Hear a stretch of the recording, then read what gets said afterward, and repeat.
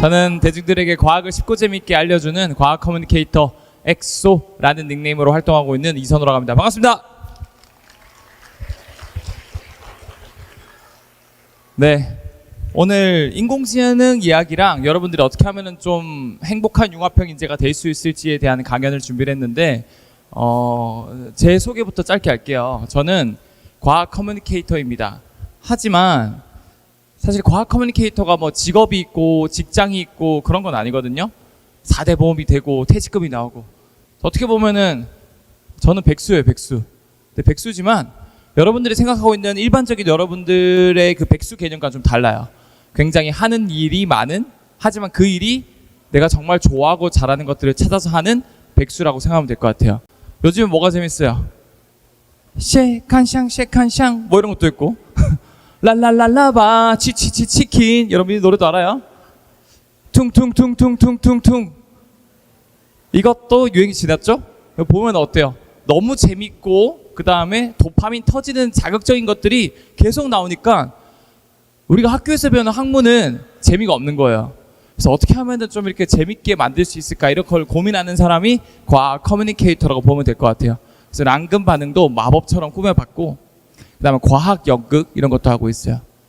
여러분들 학교에서 배우는 학문이 과학, 수학, 뭐 문학 이런 학으로 끝나잖아요. 이 학은 혹시 무슨 학자인지 아세요? 잘했습니다. 배우라. 그럼 악은 배울 학은 아니겠죠? 악은 무슨 악자일까요? 악은 즐길 낙자를 써요. 그래서 이 음악이 즐길 낙자를 쓰니까 탕탕 후르르르 뭐 이런 것도 나오고, 그 다음에 캐데언, 데몬 헌터스, 헌트릭스, 자자 보이스도 나오고, 이 문화가 될 수 있었잖아요. 그래서 과학도 어쩌면 악처럼 과학이 되는 게 더 재밌지 않을까, 문화가 될 수 있지 않을까, 이런 생각을 해서 이런 과학이 아니라 과학스러운 그런 일들을 하고 있습니다. 그럼 과학스러운 일들은 음악이나 연극이나 영화나 이런 것들이랑 과학을 연결시키는 일을 저는 하고 있어요. 자, 그리고 이런 교육 소외 지역 강연도 하고 있고, 그다음에 엄마한테 혼나는 것도 지지하고 있어요. 이 콜라랑 뭐가 만났을까요? 멘토스. 맞아, 이런 실험도 하고 있습니다. 사람들 대상으로 이제 뉴스에도 가끔 이렇게 나오고 과학 이야기도 들려주고 있어요. 최근에는, 어제는 혹시 개그맨 곽범 알아요? 곽범? 곽범 씨랑 촬영했는데 다음 주에 아마 올라올 거예요, 유튜브에. 그리고 저번 주에는 찰스 엔터 알아요? 찰스 엔터 모르나? 승원스 몰라요? 그 친구들이랑도 촬영도 하고, 과학을 좀 재밌게 알려주는 일들은 뭐든 하고 있어요. 그리고 이제 구글하는 플랫폼에서 아이들 가르치고 있어요. 구글 들어봤어요? 여러분들은 모를 텐데. 선생님이 그 정승재 선생님 알아요? 정승재 선생님, 설미서 선생님이 스카우트 제의가 왔어요. 우리 기업이랑 같이 하자. 근데 거기서는 약간 초록색 칠판에 수업을 하는 방식이라면, 여기서는 로블록스에서 원소 주기율표를 배워, 포켓몬을 잡으면서 과학을 배워, 마인크래프트 건축을 하면서 과학적인 건축물을 건설해. 그래서 저는 이런 식으로 아이들을 가르치고 싶어요. 그래서 여기서 등록 강사가 1000명이 넘지만 그 1000명 중에서 4년째 계속 1등을 하는 분이 누굴까요? 바로 접니다. 그래서 1년째 계속 1등을 하고 있습니다. 아이들을 가르치고 있어요. 그리고 세바시라는 곳에서도 제가 가끔 나왔고, 연봉 100억 선생님 이지영 선생님을 제가 연봉을 이길 수는 없어요. 하지만 더 좋은 강연으로 제가 1등을 한 적이 있거든요. 그래서 그 강연 내용을 더 엑기스를 담아서 준비를 했습니다. 그래서 여러분 딱 1시간만 집중해서 들어주면 정말 고마울 것 같아요. 혹시 보다 봐요? 보다에도 쌤 자주 나왔었는데, 그래서 엑소라고, 네, 보다에도 활동을 하고 있습니다. 그리고 제가 백수지만 전국의 이런 과학고 영재학교 교장 교감이나 입학 담당관 선생님 대상 강연, 어떻게 하면은 융합형 인재를 뽑을 수 있을까, 이런 강연도 하고 있습니다. 제가 백수지만 지금 하는 일이 별로 없어요? 아니면 엄청 많아요? 엄청 많죠. 그래서 이렇게 많은 일들을 하고 있다. 그러면 과학 커뮤니케이터가 하는 대표적인 일 몇 가지만 딱 들려드리고 본격적인 강연 시작할게요. 과학 커뮤니케이터가 하는 일들, 이런 게 있습니다. 서울대생들이 클럽에 가면 어떻게 놀까 궁금했던 거예요. 그래서 웹툰 작가가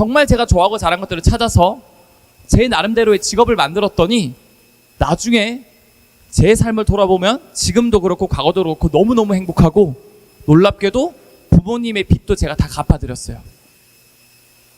그러면 어떻게 하면은 여러분들이 행복한 삶을 살 수 있을까? 생각보다 정답은 간단해요. 이 인공지능 때문에 지금 성공의 판도가 바뀌고 있어요. 이 생성형 AI가 뭘까요? 뭐냐면 여러분들은 쌍둥이를 만났을 때 처음에 보면 구분을 못 하잖아요. 컨트롤 C 컨트롤 V니까 유전자가 똑같잖아요. 근데 부모님들은 쌍둥이를 구분할 수 있을까요, 없을까요? 바로 구분해요. 그러니까 우리는 왜 쌍둥이를 구분 못 하는데 그 쌍둥이의 부모님들은 쌍둥이를 구분할까? 그거 딱 하나입니다. 부모님은 그 쌍둥이를 맨날 보고 안고 물고 빨고 잘 키워주니까 오랜 시간 동안 이 쌍둥이의 차이점을 파악을 한 거예요. 미묘한 차이점들을. 우리는 근데 그걸 몰라요. 우리도 한 5년, 10년 시간을 주면 그 쌍둥이를 구분할 수 있겠죠. 그게 뭐냐면 두 사이가 아무리 비슷해도 두 개의 물체 사이 또는 사람 사이가 그거에 대한 미묘한 차이가 있거든요. 그 차이가 잠재적 패턴이라 그래요. 그거를 인간이 되게 잘했어요. 이건 강아지야. 이건 고양이야. 이거는 퉁퉁퉁퉁퉁퉁 사우루야. 이거는 뿌르뿌르 빠따빔이야. 다 구분할 수 있어요. 왜? 차이가 있으니까. 그런데 인공지능이 CPU 말고 GPU라 그래서 얘는 단순히 계산을 하는 그런 장치인데 이거를 인공지능한테 계속 넣어줬더니 연산 속도가 빨라지면서 사람으로 치면 쌍둥이를 구분하는데 한 1년 걸려. 근데 이 친구들은 예를 들어서 기존 인공지능은 1초 동안 책을 한 권만 읽을 수 있었어요. 근데 GPU라는 장치를 계속 넣으니까 얘가 똑똑해지면서 연산을 잘하니까 1초 동안 한 권이 아니고 1000만 권을 읽을 수 있게 된 거예요. 즉 우리는 쌍둥이를 구분하는데 1년 정도가 걸리겠지만 이 인공지능은 1초면은 그 짧은 시간에 굉장히 많은 데이터를 압축해서 얘네 둘 차이가 뭔지 이제 알겠어. 이런 차이가 있고 이런 차이가 있고 이런 차이가 있어. 잠재적 패턴을 더 잘 파악할 수 있게 된 거예요. 그러면 이걸 통해서 우리가 뭘 할 수 있을까? 예전에 알파고가 이 잠재적 패턴을 파악해서 바둑을 잘 둘 수 있게 된 거예요. 예를 들어서 이런 거죠. 우리 사람은요, 이세돌 구단이 평생 둔 바둑 수가 몇 판일 것 같아요? 10,000판도 안 돼요. 근데 알파고는 GPU를 많이 넣었더니 단 3일 반에 2100만 판을 뒀어요.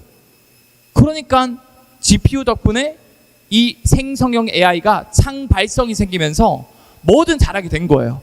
단시간 내에 공부를 잘하니까. 여러분들이 시험 기간에 시간과 정신의 방에 들어가가지고 공부를 하면요, 밖에 나오면 딱 1초만 흘렀어. 일주일이 지났는데 시간과 정신의 방에. 그런 것처럼 여러분들이 1초 동안 책을 1000권 읽을 수 있으면 당연히 시험 공부할 필요가 없겠죠. 단 1초만 있으면 되니까. 인공지능이 그렇게 된 거예요. 그러면 이걸 통해서 우리가 뭘 해먹을 수 있을까? 인공지능한테 내가 고양이 사진 1000만 장이랑 강아지 사진 1000만 장 줄 테니까 너가 그거 알아서 공부해. 네, 알겠습니다. 1초 흘렀어. 공부 다 했어요. 그래요. 그럼 인공지능 너 한번 어떻게 구분할 수 있는지 구분해보자. 이거 뭐야? 이거 고양이요. 이거 뭐야? 이거 강아지요. 왜 그거 구분했어? 말은 못하지만 잠재적 패턴을 우리는 다 파악해서 저는 알 수 있어요. 이게 인공지능의 능력이거든요. 그럼 이거 가지고 우리가 어디에 써먹을 수 있을까? 강아지, 고양이 구분하는데? 아니죠. 이걸 통해서 뭘 할 수 있냐면, 여러분 혹시 폼페이라는 도시 들어봤어요? 그리스 로마 이야기에서 폼페이. 이 폼페이가 굉장히 큰 메갈로폴리스였어요. 몇만 명, 몇십만 명, 몇백만 명이 살던. 근데 이 폼페이가 3000년 전에 베수비오라는 화살이 빵 터져가지고 단 7, 8시간 만에 그 도시가 몇백만 명이 다 화산에 묻혀버렸어요. 그게 250년 전에 발견됐거든요. 근데 놀랍게도 이 폼페이 유적지 근처 도서관 부지에서 이런 게 발견됐어요. 이거는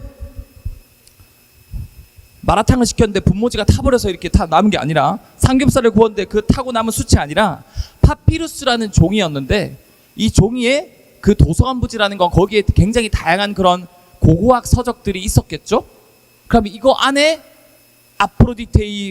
아프로디테가 꼈던 보물은 어디에 묻혀 있는지, 플라톤의 무덤은 어딘지, 그리고 뭐 에피크로스 학파의 그 내용은 뭔지, 이런 게 여기 다 있었던 거예요. 근데 이게 고고학자들이 너무 궁금해서 펼치면은 이거를 우리가 파악할 수 있을까요? 아니면 제가 될까요? 제가 돼버려요. 그래가지고 250년 동안 이 그림의 떡이었던 거예요. 요 안에 있는 그리스 로마 신화 이야기도 좀 들어보고 싶고, 제우스는 왜 신이 되었는지, 왜 역체 탑이 됐는지는 아니고 왜 신이 되었는지, 지금 역체 탑은 도란이라고 저는 생각합니다. 됐는지 너무 궁금했던 거예요. 그래서 대기업에서 야, 이거 지금 1000권 넘게 파피루스가 탄 채로 발견됐는데 딱 한 권만, 그 한 권에서 딱 140글자만 해독하면 10억 줄게. 베수비오 챌린지라는 걸 했습니다. 근데 몇 년 동안 이걸 해독 못하다가 불과 올해 초 이걸 해독해서 10억을 받아간 과학자들이 있어요. 그럼 여러분들 이제 유추할 수 있을 거예요. 그 과학자들 어떻게 이걸 해독했을까요? 그렇죠. 인공지능한테 시킨 거예요. 야, 인공지능, 네 주인님, 내가 10억을 받고 싶은데 이거 펼치면 제가 돼. 너가 이거 가상으로 펼쳐줄 수 없어? 당연하죠. 제가 가상으로 펼쳐볼게요. 자, 두 번째, 야, 펼쳐도 이 너무 그름이 많으니까 내가 알파벳 분석이 힘들어. 너가 잠재적 패턴 잘 파악하잖아. 이 사이사이의 차이를 구분하는 능력, 너가 이거 알파벳 좀 파악해봐. 당연히 할 수 있죠. 그래서 이런 식으로 이 파피루스 종이를 엑스레이 스캔을 해요. CT 스캔. 그 다음에 가상으로 펼쳐봐요. 그럼 여기에 글자들이 적혀 있어. 이야, 여기 보니까 플라톤의 무덤은 여기 있고요. 그럼 에피크로스 학파의 그런 학문 내용은 이런 겁니다. 이런 걸 알려주는 거예요. 여러분, 소름 돋지 않아요?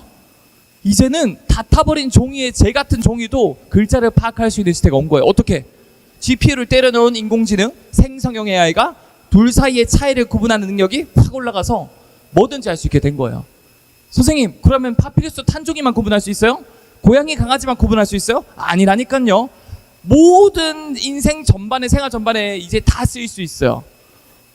예전에는요, 선생님이 서울의대에 있는데 선생님 아는 선배가 지금 병리학 교수입니다. 서울의대에서. 근데 30년 경력의 교수도 폐암 세포랑 건강한 세포를 구분을 못해요. 초기 암은. 근데 인공지능한테, 야, 인공지능, 네 주님, 지금 우리가 한국에서 30년 동안 쌓였던 폐암 환자의 세포 사진과 건강한 사람의 세포 사진을 내가 가지고 있는데 이거 너가 학습해봐. 네, 시간 좀 주세요. 1초 끝났습니다. 그럼 너 그 둘 사이에 잠재적 패턴 파악했어? 당연하죠. 자, 그러면 내가 어떤 사람 사진을 보여줄 테니까 이 사람 폐암세포 있는지 없는지 파악해봐. 여기 있는데요? 근데 의사들도 찾지 못하는 것 찾기 시작하는 거예요. 이거 봐. 여기 암세포 있습니다. 여기 암세포 있습니다. 그러면 진단이 이런 식으로 5년, 6년 걸리던 진단이 5분, 10분 만에 이루어진다라는 거예요. 이것도 뭐예요? 잠재적 패턴을 파악해서 건강한 세포랑 암세포를 구분할 수 있는 우리가 모르는 능력을 가지고 있는 거예요. 인공지능들이. 그래서 이런 것들도 전문의보다 뛰어난 암 진단 성공. 이미 이게 5년 전 결과입니다. 그래서 이렇게 암세포가 여기 있어요. 여기 있어요. 이렇게 알아내는 거예요. 인공지능이. 뿐만 아니라 혹시 이거 영상 재생해 줄 수 있나요? 여기 담당자분 계신가? 안 되나? 여러분, 자율주행 자동차도 인공지능이에요. 왜요? 인공지능을 딱 넣어서 세상 밖을 보이게 하면은 세상에는 물체들도 결국 차이가 있기 때문에 구분하는 거잖아요. 맞죠? 그럼 저거는 빨간불이에요. 저거는 초록불이에요. 빨간불일 때 건너지 말아야 돼요. 저 지나가는 거는 사람이에요. 멈춰야 돼요. 저 지나가는 거 모기예요. 죽여도 됩니다. 그냥 가려도 돼요. 이런 식으로 구분할 수 있으니까 자율주행 자동차도 인공지능 덕분에 곧 완전 자율주행이 될 수 있다라는 거예요. 네. 자, 그러면 이런 인공지능 기술을 또 어디에 활용할 수 있을까? 이 딥페이크라는 기술에 활용할 수 있는데 이게 참 양날의 검입니다. 이 딥페이크 기술이 뭐냐면 딥러닝, 결국 GPU를 많이 때려 넣은 인공지능이 열심히 1초 만에 1000만 권의 책을 읽을 수 있는 기술과 페이크, 즉 내가 원하는 이미지를 뭐든지 합성할 수 있는 기술이 합성된 거예요. 그럼 이 딥페이크 기술은 과거에는요, 예를 들어서 이 친구 이름이 뭐예요? 상혁이의 목소리를 따라하고 싶어. 그럼 상혁이 목소리를 녹음해서 한 몇 시간짜리 녹음해야 돼요. 그 다음에 계속 이렇게 엄청난 사진과 영상을 가지고 모아야 그나마 비슷하게 목소리를 따라할 수 있었어. 근데 이제는 인공지능이 상혁이 목소리를 한 번만 딱 1초만 녹음해도 똑같은 목소리를 낼 수 있어요. 이런 거 많이 들어봤죠, 요즘에? 뿐만 아니라 이미지까지.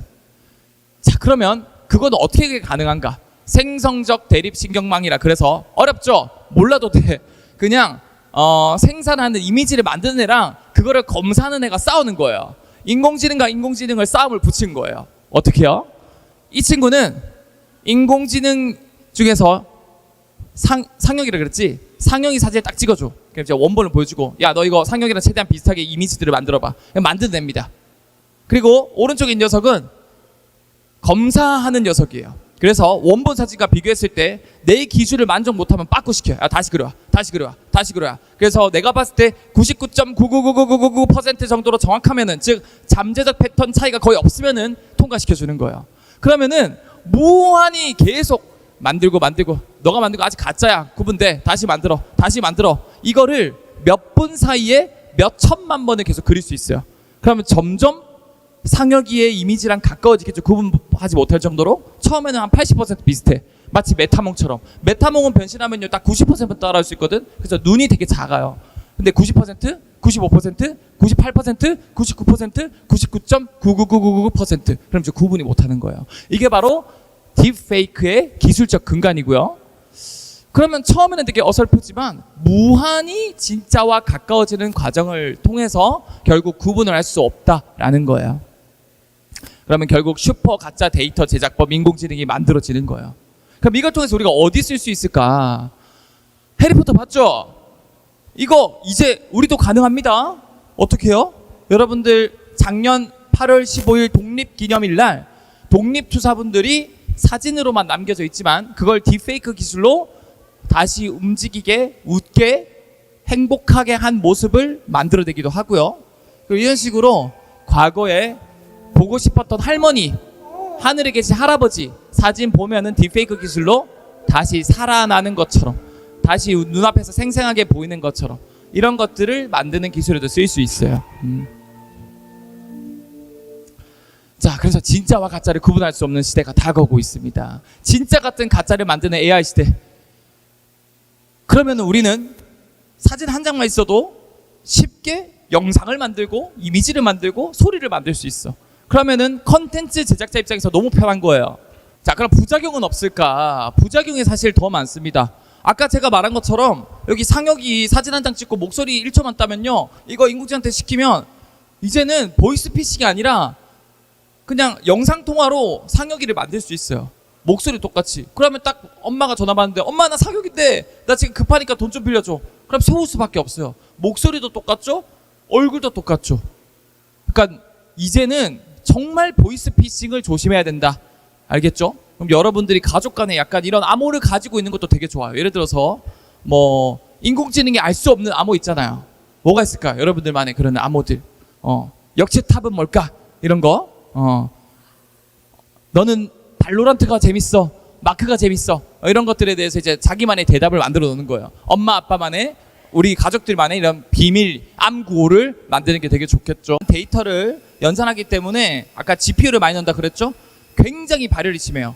그래서 이런 것들에 대한 식혀주는 냉각수가 많이 필요하다 보니까 굉장히 또 물 부족이 심해지고 지구온난화도 이 인공지능 때문에 가속화될 수 있다고 합니다. 그래서 이런 부작용도 있다. 몇 가지 이야기만 더 들려드리고 짧게 진로 이야기하고 강연을 끝낼 건데, 이런 인공지능이 로봇이나 자율주행 자동차에 들어가면 이걸 피지컬 AI라 그럽니다. 우리가 스마트폰에서 들어가 있는 인공지능은 엔비디드 들어가 있다는 AI고, 그리고 인공지능이 직접 사고해서 자동차를 움직이거나 로봇을 움직이거나 드론을 움직이면 이걸 피지컬 AI라 그래요. 그러면 이 피지컬 AI는 뭐가 중요하냐면 소프트웨어, 하드웨어 중에서 소프트웨어 역할을 하는 거예요. 되게 똑똑하게 만들 수 있다는 거예요. 트렌드를 이해하고 바로바로 반응한다라는 거예요. 내가 이거 할 수 있어? 한데 로봇이 죽방을 때리면 이거는 전혀 파악을 못하는 거죠. 그래서 그때그때 바로 즉흥적으로 이런 상황을 파악할 수 있는 똑똑한 피지컬 AI가 소프트웨어로 들어가 있다는 거예요. 그 다음에 이제 하드웨어도 되게 중요하겠죠? 요즘에는 로봇이 하드웨어도 굉장히 발전되고 있습니다. 하드웨어는 몸의 부속품을 말하는데 이 부속품도 굉장히 발전되고 있어요. 우리 로봇이 사람처럼 일을 잘하려면 손가락을 잘 써야 돼요. 사람 손가락은 22개의 관절로 이루어져 있습니다. 로봇도 근데 이 사람 손가락 관절 수를 뛰어넘었어요. 로봇은 관절 역할을 하는 거를 이거라고 하는데, 회전축, 이걸 DOF라 그래요. Degree of Freedom. 이게 사람 손가락 개수 22개를 뛰어넘었어요. 그래서 이제는 이런 식으로 사람 손가락보다 더 자유자재로 움직일 수 있고, 그러면 더 자동차보다 싼데 활용성은 더 높아. 그래서 한 5년에서 10년 내로 전 세계 사람 숫자보다 이 안드로이드 로봇이 더 숫자가 많아질 거래요. 근데 우리가 이 로봇을 볼 때 단순히 소프트웨어, 하드웨어만 우리가 집중하면 안 되는 이유가, 로봇을 봤을 때 사람이랑 닮아지면 닮아질수록 좋아지다가 어느 순간 갑자기 이 호감도가 떨어져요. 이걸 불쾌한 골짜기에 빠졌다고 하거든요. 이게 왜 그러냐면, 너무 사람이랑 닮으면 공통점에 집중하는 게 아니고 오히려 차이점에 집중을 해요. 얘는 되게 사람이랑 비슷하게 생겼는데 왜 머리카락이 없지? 머리카락이 없지는 아니고, 왜 전선 같은 게 보이지? 머리카락이 없는 분도 계시니까. 그래서 이런 것들이 이제 불쾌한 골짜기에 빠진 거고, 이런 것들을 이겨내기 위해서 피지컬 AI가 되게 중요하다. 바로바로 서로 소통할 수 있고 사람 같게 말하고, 두 번째로 하드웨어도 굉장히 사람 피부와 비슷한 피부, 머리카락도 비슷한 머리카락. 근데 제일 중요한 거는 표정이에요. 표정.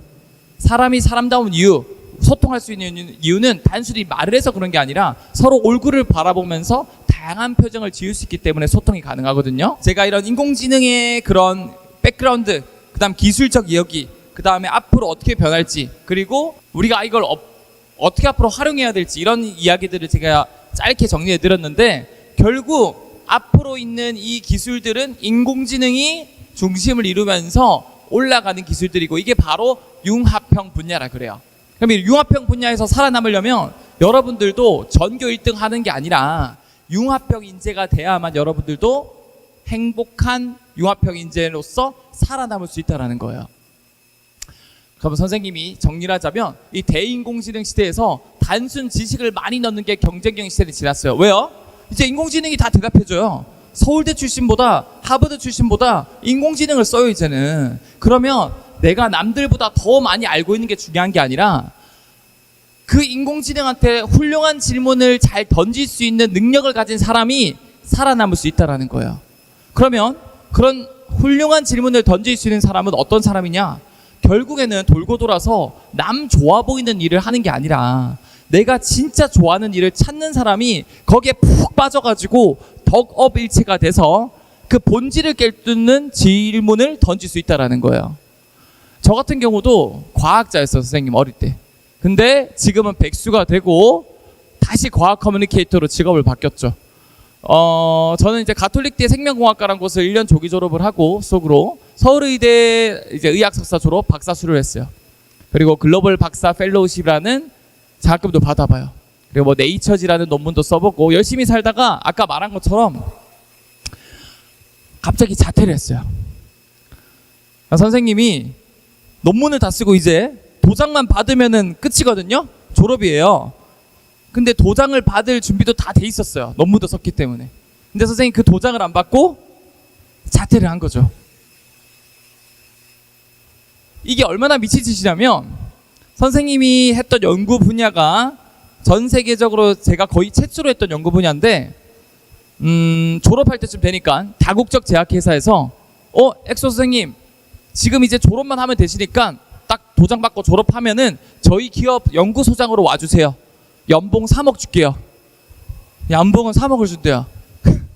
근데 선생님이 그거를 선택했을까요? 아니면 백수를 선택했을까요? 백수를 선택했어요. 백수. 미친놈이죠? 왜 선생님은 그러면은 자퇴를 했을까? 그때는 이유를 몰랐어요. 근데 그때 이유는 몰랐지만 너무 힘들었어요. 너무 힘들었어. 그래서 병원에 갔더니 의사 선생님이 저보고 이런 병이래요. 중등도 우울 에피소드, 기타 명시 불안장애. 중등도 우울 에피소드가 뭐냐면 심한 우울증을 말해요. 저는 정신병자였어요. 심한 우울증 환자였어요. 그리고 심한 불안장애 환자였습니다. 근데 그 원인을 모르는 거예요. 제가 왜 힘들고 왜 우울증인지를 몰랐던 거예요. 근데 참 신기하게도 연봉 3억의 연구소장 그 제안을 거절하고 자퇴를 하고 백수가 된 다음에 다시 시작했거든요, 선생님 인생을. 그래서 지금은 선생님 인생이 너무 행복한데 지금 와서 이렇게 돌아보니까 왜 우울증이 왔는지, 왜 자퇴를 했는지 알겠더라고요. 여기 보이는 이 멋진 스펙들은 사실 내가 진짜 좋아하는 걸 찾은 건 아니었던 것 같아요. 좋아 보이는 일들을 찾았던 것 같아요. 왜냐하면 대한민국이 그래요. 내가 뭔가 좋아하는 거 찾으면 그거를 본질적으로 즐길 수 있게 안 해주고, 야, 너 그거 좋아해? 그러면 최소한 그거 하려면 이 정도 대학은 가야 돼. 이 정도 장학금 받아야지. 야, 이 정도 연봉은 받아야지. 계속 그 행복의 조건을 걸더라고요. 그래서 저는 그 행복을 달성하기 위해서 논문 쓰고 뭐 장학금 받고 뭐 학회 가고 계속 그 조건을 달성하는데도 행복하지가 않는 거예요. 그래서 결국 다시 돌아봤더니 여기 있는 삶은 쌤이 좋아하는 삶이라기보다는 좋아 보이는 삶을 살았던 것 같아요. 그래서 자퇴하고 백수가 되고 다시 시작했죠. 나는 어떤 사람일까? 나는 뭘 좋아할까? 나는 뭘 잘할까? 근데 찾아보니까 진짜 찾아지더라고요. 좋아하고 잘하는 것들이. 그래서 선생님이 지금 선생님 스케줄이 이런 스케줄을 가지고 있어요. 그래서 굉장히 일들이 많죠. 근데 누가 보면은 야, 이렇게 많은 일도 어떻게 다 소화하냐라고 싶겠지만 이 수만 개의 스케줄 중에서 제가 하기 싫은 일은 하나도 없어요. 자퇴를 하고 내가 어떤 사람인지를 파악하고 정말 좋아하고 잘하는 것들을 찾아서 그걸 직업화하는 과정에서 생긴 일들인데, 이 일들은 너무너무 재밌고 행복해요. 제가 할 때마다. 여러분들도 이런 삶을 살았으면 좋겠어요. 무조건 연봉 높은 거, 무조건 뭐 팔로워 많아지는 거, 좋아요 많아지는 거, 무조건 다른 사람 봤을 때 멋져 보이는 거, 그게 아니라 내가 나한테 떳떳할 수 있는 일, 내가 함으로써 진짜 행복한 일, 좋아하는 일들을 찾았으면 좋겠어요. 아인슈타인이 이런 얘기를 했어요. 모든 사람은 천재다. 하지만 독건을 달았어요. 하지만 물고기가 나무를 얼마나 잘 오르는지로 능력을 판단한다면 그 사람은 평생 자기가 쓸모없다고 생각하며 살 것이다. 여러분들 딱 이래요 지금. 여러분들은 여기 있는 동물이라고 했을 때 이 동물들 다 잡아놓고 나무 타기 시키고 있어요. 그럼 나무 잘 타면 박수 쳐주고 나무 못 타면 뭐라 그래요? 근데 다람쥐는 나무 잘 타서 박수 받을 수 있지만 비버가 나무 못 탄다고 억울해야 할까? 비버는 나무 못 타도 수영을 잘 할 수 있어요, 없어요? 잘할 수 있죠. 사슴은 나무 못 타도 잘 달릴 수 있어요, 없어요? 있죠. 그러니까 자기 객관화가 되게 중요하다라는 거예요. 왜 여러분들은 자기 MBTI는 그렇게 중요하면서 마라탕 시켜 먹을 때 뭐를 재료로 넣을지 그렇게 고심하면서 나는 어떤 사람인지에 대해서는 왜 한 번도 고심을 안 해요? 그냥 내가 어떤 사람인지도 모르고 그냥 주변에서 이거 돈 많이 버는 직업이래, 주변에서 이거 되게 안정적인 직업이래, 주변에서 이거 되게 멋진 직업이래, 그것만 지금 보고 있잖아요. 여러분들은 사슴이자 비보이자 다람쥐예요. 왜 전부 다 나무만 타라 그래요? 나무 타다가 넘어지면 아, 내가 그러면 이거 잘 못하나 보다, 최선을 다해봤는데 안 되나 보다, 그러면 나는 좋아하고 잘하는 게 다른 게 있겠지, 더 많은 노력을 기울여야지. 나는 안 되나 봐, 나는 나고자인가 봐, 왜 나는 이렇게 열심히 하는데 여기 옆에 친구보다 2배 열심히 하는데 나는 왜 안 될까? 라고 낙담할 필요가 없다라는 거예요. 융합형 인재는 결국 어떻게 만들어지냐면 내가 좋아하고 잘하는 것들을 찾으면 돼요. 내가 좋아하고 잘하는 것 하나 찾아서 그 분야에 1등이 된다는 것보다는 좋아하고 잘하는 것들을 많이 찾아보세요. 여기 있는 이 분들은 어때요? 내가 좋아하고 잘하는 것 찾아서 정제 배우는 사람? 선생님, 그러면 저도 좋아하고 잘하는 것도 지금 열심히 찾아서 노력하면은 여기 있는 페이커, 손흥민, 김연아, BTS 이런 사람이 될 수 있나요? 이런 사람이 될 수 있을까 없을까? 안 돼요. 이런 사람이 되는 방법, 이런 사람들은 스페셜리스트라 그래서 한 분야의 독보적인 1등이에요. 근데 그냥 독보적인 1등이 아니라 1등을 한 다음에 5년 10년을 계속 1등을 유지한 사람들이에요. 기습승배 페이커 어째요? 지금 11년 데뷔 11년 차인데 가장 최근에 롤드컵 누가 들었죠? MVP 누구죠? 페이커거든. 손흥민도 그렇고요, 김연아 씨도 그렇고 BTS도 그렇잖아요. 물론 사자보이즈한테 지금 꺾였죠? 근데 이분들 진짜 행복할까요? 제가 이분들의 인터뷰를 좀 찾아보고 많은 분들의 그 스페셜리스트의 얘기를 들어보면 생각보다 엄청난 스트레스를 받는데요. 김연아 선수가 유퀴즈에 나왔거든요. 유재석 씨가 김연아 선수 그 찬란했던 금메달 받았던 시절로 돌아가고 싶어요? 김연아 선수가 뭐라고 대답했을 것 같아요? 절대 안 돌아갈 거래요. 자기는 그 순간이 너무너무 긴장의 연속이었고 너무너무 스트레스였대요. 오히려 지금 결혼한 지금 행복한 가정을 꾸린 상태가 너무 행복하대요. 그래서 유재석 씨가 김연아 선수 그러면 김연아 선수가 나중에 혹시 딸을 낳는다면 딸이 피겨를 너무 좋아해요. 피겨 선수가 되고 싶대요. 시킬 거예요? 김연아 선수가 뭐라고 대답했을 것 같아요? 멱살 잡고 말릴 거래요. 김연아 선수가 이 스페셜리스트로서의 삶이 본질적으로 행복했다면 딸도 시키고 자기도 돌아가고 싶었겠죠. 근데 지금 대한민국 시스템이 뭐냐면 스페셜리스트가 되잖아요. 그러면 가만히 안 냅둬요. 너 조금만 이렇게 움츠려도 조금만 성적이 떨어져도 다 돌멩이 던지고 나 그럴 줄 알았다. 쟤 그럴 줄 알았다. 페이커 선수가요. 작년에 경기가 살짝 안 풀렸는지 무대 뒤에서 머리에 피가 날 정도로 벽을 박은 적이 있어요. 그게 살짝 카메라에 찍혔어요. 그 구마윤 씨가 딱 이렇게 막아가지고 이렇게 그나마 좀 다행이었는데 이 스페셜리스트를 유지하는 이 압박감이 엄청난 스트레스예요. 이게 예체능만 그런 게 아니라 프로게이머만 그런 게 아니라 운동 쪽만 그런 게 아니라 이제는 모든 분야가 그래요. 대한민국에서 어떤 분야든 거기에 정점에 섰잖아요. 그러면 가만히 안 냅둬요. 그 사람을 엄청난 스트레스를 받아요. 그래서 저는 여러분들한테 해주고 싶은 말, 스페셜리스트가 될 필요가 없다는 말을 해주고 싶어요. 이제는 내가 좋아하고 잘하는 것 찾아서 거기에서 1등이 되지 말고 것들을 좀 많이 찾아보세요. 그게 뭐냐면 바로 제너럴리스트로서 여러분들이 역량을 키워야 된다는 거예요. 엑스쌤, 제너럴리스트는 뭐예요? 제너럴리스트는 이런 겁니다. 저를 예로 들어볼게요. 선생님은 처음에 과학을 되게 좋아했어. 근데 어른들이 야, 너 과학 그냥 즐겨! 이게 아니야. 야, 너 과학 좋아해? 야, 그럼 이 정도 대학은 가. 야, 이 정도 논문을 써야 돼. 야, 이 정도 연구소장 해야 사람들이 인정해줘. 야, 이 정도 차는 사야지. 이 정도 집은 사야 행복할 거야. 계속 그 행복의 기준을 정해주더라고요. 근데 이게 아니었죠. 저는 그래서 우울증에 걸렸고 자퇴하고 다시 시작했어요. 우울증을 극복하기 위해서 나는 어떤 사람인가, 나는 뭘 잘하는가 찾아봤어요. 정말 다행히도 여기에서 1등이 못 돼도 선생님은 설명하는 걸 좋아하는 걸 알게 된 거야. 근데 또 설명 잘하는 사람 너무 많잖아요. 유재석 씨, 강호동 씨, 뭐 또 요즘엔 침착맨도 있고 말 잘하는 사람 되게 많지 않습니까? 여기서 저는 1등이 못 돼요. 하지만 이걸 묶어보니까 과학을 좀 쉽게 설명해준 사람은 별로 없는 거예요. 이야, 이게 경쟁력이구나. 내가 한 분야 1등이 못 돼도 내가 정말 좋아하고 잘한 것들을 객관적으로 잘 찾으면 이걸 묶어보면은 나만의 경쟁력을 만들 수 있구나. 좀 더 노력을 해봤어요. 그러니까 선생님은 사람들 앞에 서는 걸 좋아하는 걸 알게 된 거예요. 근데 선생님이 최근에 그 장원영 브이로그를 봤는데 장원영처럼 수만 명 앞에서 설 수 없고 BTS 사자보이즈 헌트릭처럼 수십만 명 앞에서 설 수 있는 스페셜리스트 관종은 못 돼요. 사람들 앞에 못 서요.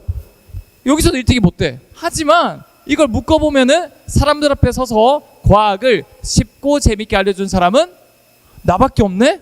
라는 걸 알게 된 거예요. 저는 어떤 분야에도 1등이 못 돼요. 그러면 나는 1등이 못 되나 봐 라고 한 게 아니라 우울증을 딛고 일어서면서 내가 정말 좋아하고 잘한 것들이 또 있지 않을까 라는 생각으로 열심히 많은 경험을 통해서 난 과학도 좋아하고 사람들 앞에 서는 것도 좋아하고 설명하는 것도 좋아하는구나. 이걸 묶어보면은 그 누구도 따라올 수 없는 나만의 제너럴리스트로서 1등이 될 수 있구나 라는 걸 깨달은 거죠. 공통점, 여러분들이 적극적인 자세로 다양한 경험을 해야 한다는 거예요. 왜요? 여러분들 단순히 하나만 잘하는 로봇 같은 존재가 아닙니다. 여러분들은 생각보다 좋아하고 잘하는 것들이 많은 정말 소중한 존재들이에요. 그것들이 다를 뿐이지. 그러면 여러분들 취업 잘하려면 국영수만 잘하면 돼. 전화번호만 찍으면 나중에 여러분들만의 그림을 그릴 수가 없어요. 제가 선생님이 지금 강조하는 다양한 경험을 내가 좋아하고 잘하는 것들을 찾는 행위는 이 점 하나하나를 찍는 행위인데 이게 서로 상관이 없는 것 같아도 여러분들이 삶을 살아보고 10년, 20년 뒤에 자기 인생을 돌아봤을 때 이거는 그 누구도 따라 그릴 수 없는 커넥팅 다시 돼서 하나의 마스터피스, 명작이 만들어집니다.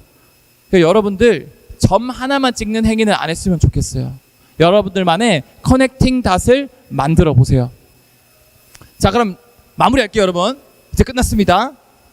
이제는 의사, 변호사, 판사, 선생님, 과학자, 유튜버 이런 직업으로서의 꿈은 40년, 50년이면 끝나는 시대예요. 인공지능이 나왔기 때문에 모든 직업들이 근간이 무너질 거예요. 이제는 직업의 개념이 명사로서의 아니라 직장으로서의 개념이 아니라 내가 정말 좋아하고 잘하는 것도 찾아서 동사화 만들어야 된다라는 거예요. 40년, 50년짜리 꿈을 만들지 말고 좋아하고 잘하는 것 찾아서 문장으로 만들면 이 문장으로서 꿈은 직장으로서 끝나는 게 아니라 지속 가능한 100년, 200년짜리 꿈이 될 수 있다는 거예요.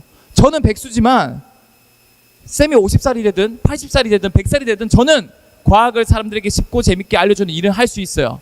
근데 지금 대한민국에서 직장인들 어때요?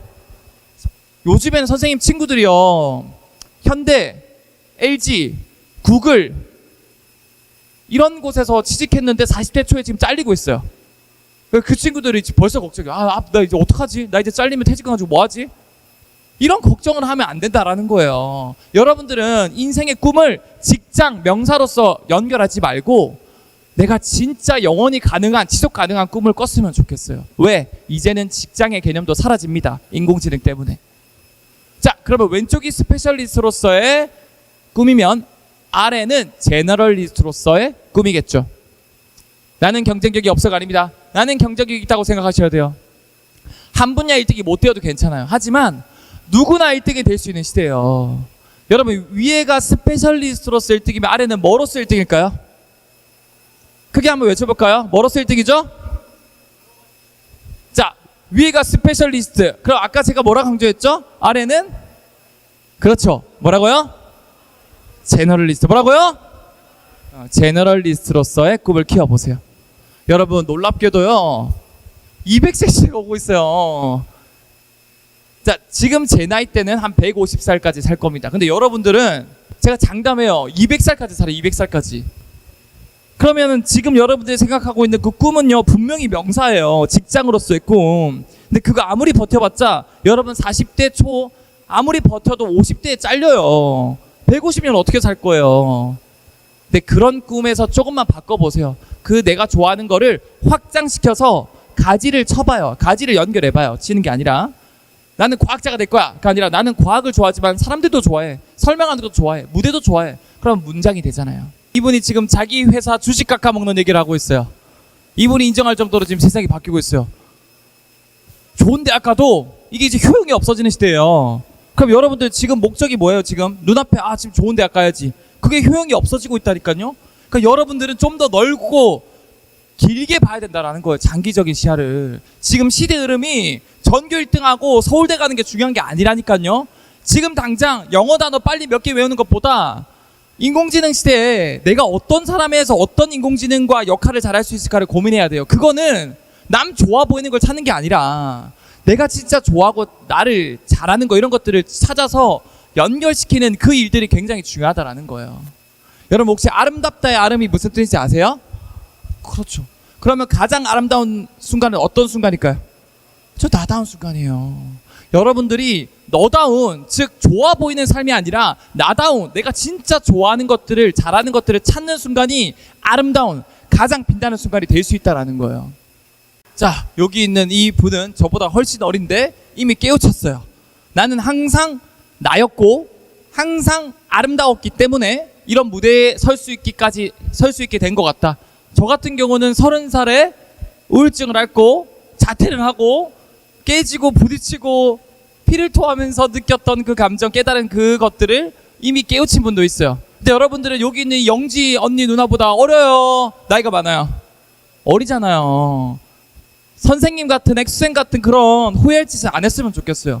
30살에 자퇴하고 뭐 다시 돌아가지 말고, 여러분들은 지금 시작한 나이잖아요. 지금 여러분 나이는 하루로 치면은 인생을 하루하고 쳤을 때 여러분들 이제 해가 뜨는 딱 7시 딱 그때예요. 그럼 여러분 뭐든지 바꿀 수 있는 나이예요. 저처럼 돌아가지 마세요. 여러분 예전에는 무조건 스페셜리스트만 빛나는 시대였어요. 지금은 아니에요. 모두가 1등이 될 수 있는, 모두가 제너럴리스트가 될 수 있는, 예전에는 한 가지 색깔의 빛만 빛났다면 이제는 모두가 다른 색깔의 빛을 낼 수 있는 제너럴리스트로 별이 될 수 있어요. 예전에는 1등부터 여기 전교생 몇 명이지? 한 300명 되나? 그럼 1등부터 300대까지 달리기 시켜요. 그럼 첫 번째로 들어온 친구 박수 쳐줘요. 베스트 원만 인정해줬어요. 근데 이제는 모두가 다른 방향으로 달릴 수 있는 시대예요. 여러분 베스트 원이 되지 마시고 온리 원이 되세요. 쌤이 해주고 싶은 말 한 줄 요약. 여러분 요약하는 거 좋아하니까. 아름다운 사람이 되세요. 나다운 사람이 되세요. 오늘 강의 여기서 마칠게요. 감사합니다.